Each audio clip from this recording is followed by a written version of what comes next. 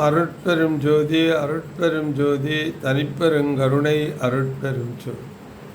ஆழ்வினேய சான்றோர் பெருமக்களை வள்ளலார்தாசன் வணங்கி மகிழ்கின்றேன்.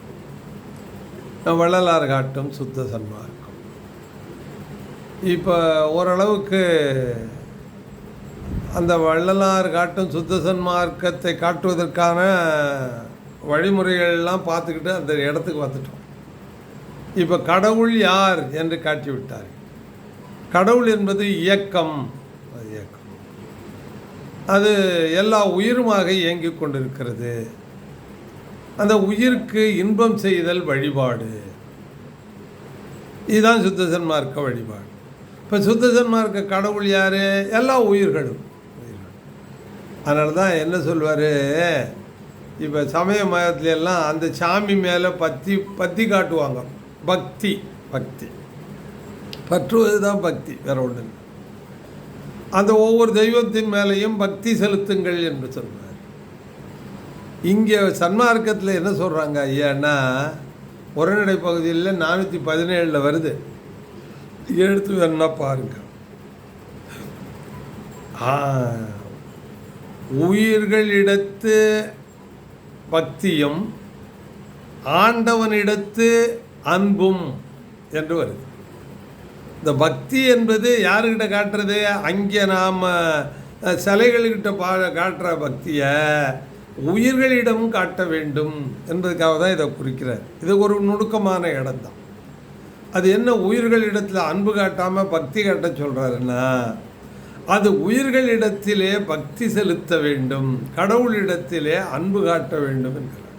இந்த பக்திக்கும் அன்புக்கும் ஒரு டெஃபனேஷன் கொடுக்குறாங்க, அங்கே ஒரு விளக்கம் கொடுக்குறாங்க. இந்த பக்தி என்பது மன நெகிழ்ச்சியும் மன உருக்கம். அன்பு என்பது ஆன்ம நெகிழ்ச்சியும் ஆன்ம உருக்கம். இந்த மன உருக்கத்திலேருந்து தான் ஆன்ம உருக்கத்துக்கு போகணும். அதனால் உயிர்களிடத்து நாம் மனம் உருக அவைகளிடம் தயவு காட்டினால், இரக்கம் காட்டினால் கடவுளிடம் அன்பு காட்டுவதாகும். அதுதான் கடவுளிடத்து அன்பும். அப்படி போகும். அதனால் வள்ளலார் காட்டுகின்ற கடவுள் உயிர்கள். அப்போ வழிபாட்டுக்கு என்ன வேணும், எப்படி செய்கிறது? உயிர்கள்ங்கிறது எல்லா உயிர்களும் இருக்கு. அவைகளிடம் நான் பக்தி செலுத்த வேண்டும், அவளுக்கு நன்மை செய்ய வேண்டும், அவ்வளவுதானா? அப்போ வழிபடுறதுக்கு ஒரு வழி, ஒரு எதையாவது உன்னை காட்டணும்ல.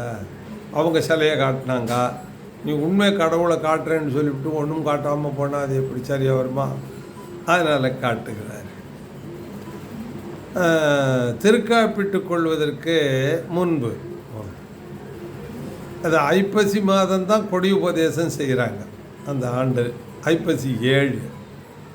கார்த்திகை மாதம் திருக்கார்த்திகை அன்னைக்கு அவர்கள் வழிபட்டு கொண்டு அறையில் இருந்த அந்த விளக்கை வெளியிலே எடுத்து வச்சு ஒரு அறிக்கை கொடுக்குறாங்க. அதில் தான் இந்த நினைந்துங்கிற பதிகத்தை பற்றி சொல்கிறது. அந்த நான் சொன்னது அதுதான். இதில் அந்த விளக்கில் நீங்கள் இந்த பாவனையில் வழிபாடு செய்யுங்கள்னு சொல்கிறேன். இந்த விளக்கு தான் இறைவனுக்கு பாவனை. விளக்கு எப்படியா பாவனை ஆகும் அப்படின்னு சொன்னால், இந்த கனலினுடைய வெளிப்பாடு விளக்கு. அதனால் கனலினுடைய வெளிப்பாடு உயிர்கள். அதனால் இந்த கனல் எப்படி விளக்காக விடுகிறதோ, அதை போல ஒவ்வொரு உயிருக்குள்ளேயும் இருக்கின்ற அந்த கனலாகிய இறைவன். கனல் தான் இறைவன். இறைவன் யாருன்னா அந்த கனல் தான். அதான் அருள். அதான் எல்லாவற்றையும் அருள்வது. ஆக இறைவன் எது? கனல். அந்த வெப்பம், இந்த இயக்கத்திற்கு மூலமே வெப்பம்தான். இயக்க மூலம் வெப்பம். அது உயிர் இயக்கமாக இருந்தாலும் சரி, உலகியல் இயக்கமாக இருந்தாலும் சரி. உலகில் உள்ள எந்த பொருள் அசைகிறதா இருந்தாலும் வெப்பமாக இல்லாமல் அது அசையாது.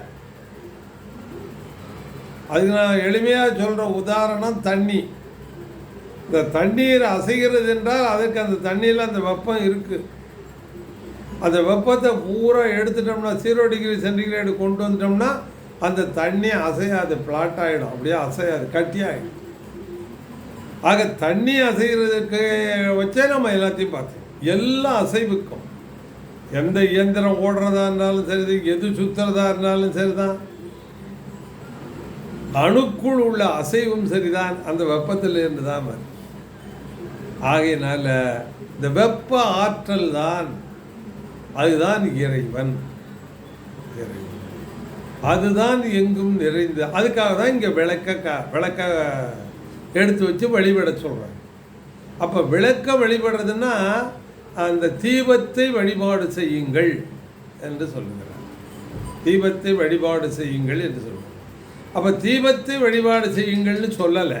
அதில் நல்லா நீங்கள் கவனித்து பார்த்தா அந்த வாசகம் தெரியும். தீப பாவனையில் வழிபாடு செய்யுங்கள் என்று சொல்கிறார். அவர்கள் சமய மதத்திலையும் தீப வழிபாடு உண்டு. இப்போ சன்மார்க்கத்திலையும் தீப வழிபாடு காட்டுறாங்க. தீபம் பார்க்கறதுக்கு தான் நான் போகிறேன் உடலூருக்கு. அப்போ அந்த தீப வழிபாடு, அதை ஒட்டிய தீப வழிபாடு தான் இதுவா என்றால் இல்லை. அந்த தீப வழிபாடு வேற, இந்த தீப வழிபாடு வேறு.